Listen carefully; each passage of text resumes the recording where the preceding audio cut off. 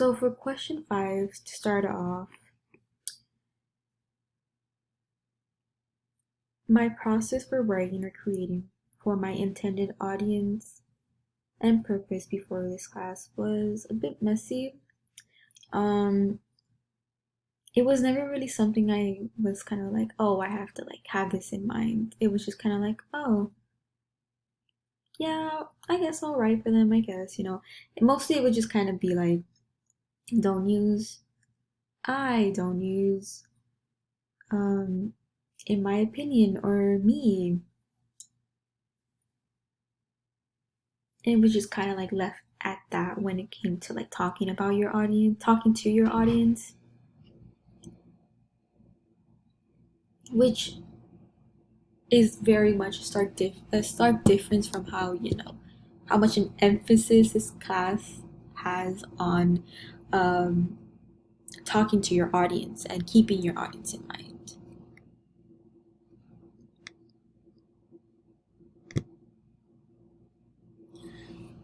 This was kind of just like very, very much hammered into you, especially on project 2. It was kind of like in project 1, but mostly in project 2. A lot of like the assignments were about engaging your audience, and I learned how to do this by pinpointing a specific audience, which mine was educators.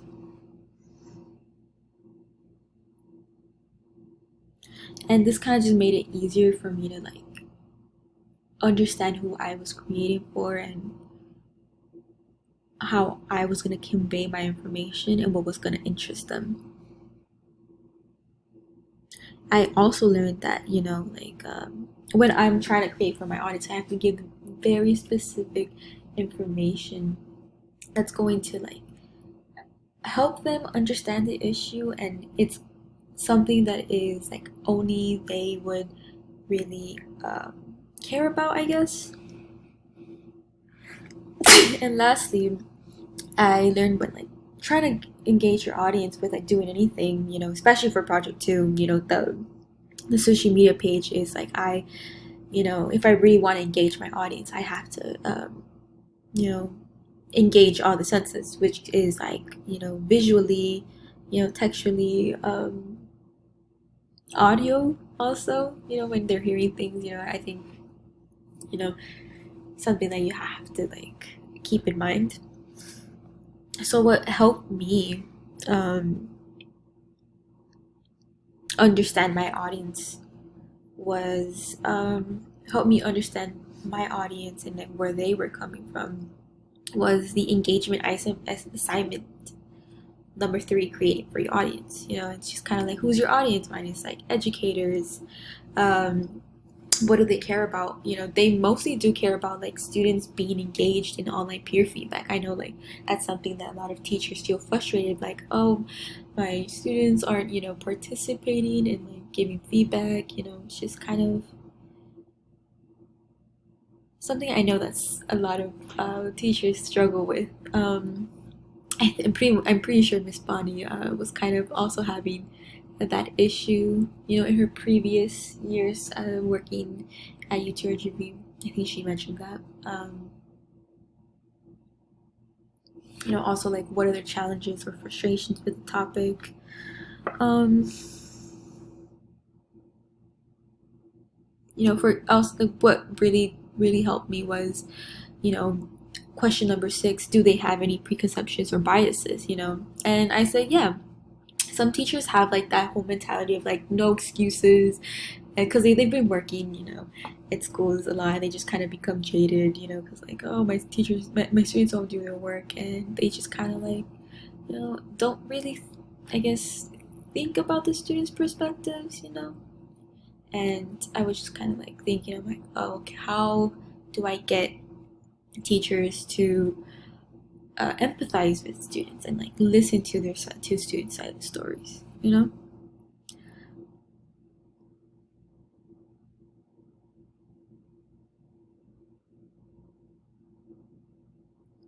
So, this kind of leads me to the second thing I was learning was that like giving specific information that's going to engage your audience, which I wanted my audience to empathize with, you know, um, the student, and so I was like, I should do a post to introduce the characters that are gonna, kind of help teachers empathize with students. Which this one was like the character. She was the interviewer, and just kind of like giving a background on like what the point of the interview was. She primarily focused on students who do not have direct access or ready available access to an electronic device. She hopes that her interview will shed light on the struggles and lack of engagement certain students have.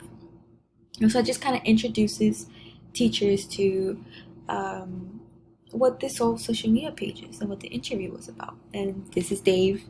He's the interviewee. I think this is what's really going to help teachers, kind of just give them that specific information they need to like understand where the students coming from. So I just kind of mentioned that Dave is is temporarily posing as a university student who does not have direct access to an electronic device, and just kind of giving background information on just who he is actually as a person, not who he's posing. He actually does have a really packed schedule, so like not having direct access to an electronic device definitely does disrupt his usual workflow. And if you look at the interview, you can definitely hear a bit of Dave's frustration when it comes to not having that access when he was doing the feedback session for the experiment I was doing. He was just kind of like, yeah, I just don't want to do it. It's a drag coming all the way to university, and so on, so on. Why did you choose this place? I feel like it definitely, like, if I was a teacher, I feel like, oh, yeah, definitely, like, I have to, like, keep in mind that, like, maybe some students don't have, that,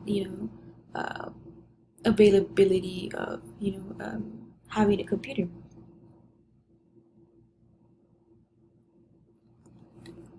So, which kind of just, like, leads me to the third thing that I learned was that engaging all senses, visually and textually, I think it really, really helped me with, having teachers, educators,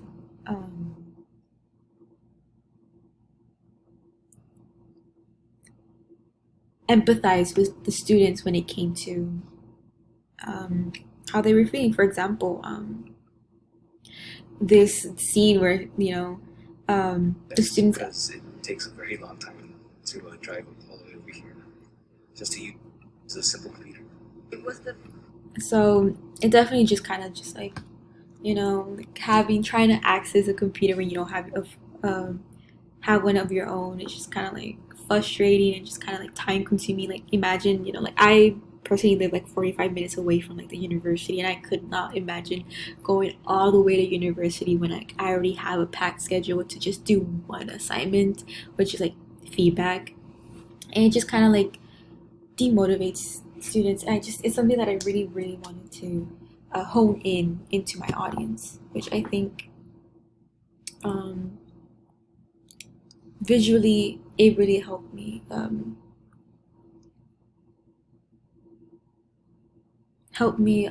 it really helped me hammer that into like teachers and educators.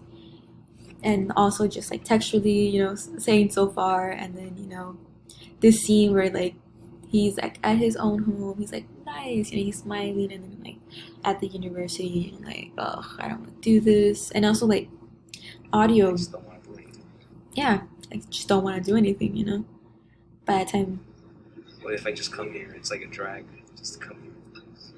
you just don't want to. Textually, audio, text, audio, and visually, like it definitely just kind of just gives you the perspective of the student of just kind of just like being frustrated and tired, and just kind of like it's disrupting my whole like schedule to like have to go all the way to this area to just access a computer when I'm trying to like do feedback. And you know, it goes back to what I was saying. Some like teachers have like no excuses, you know,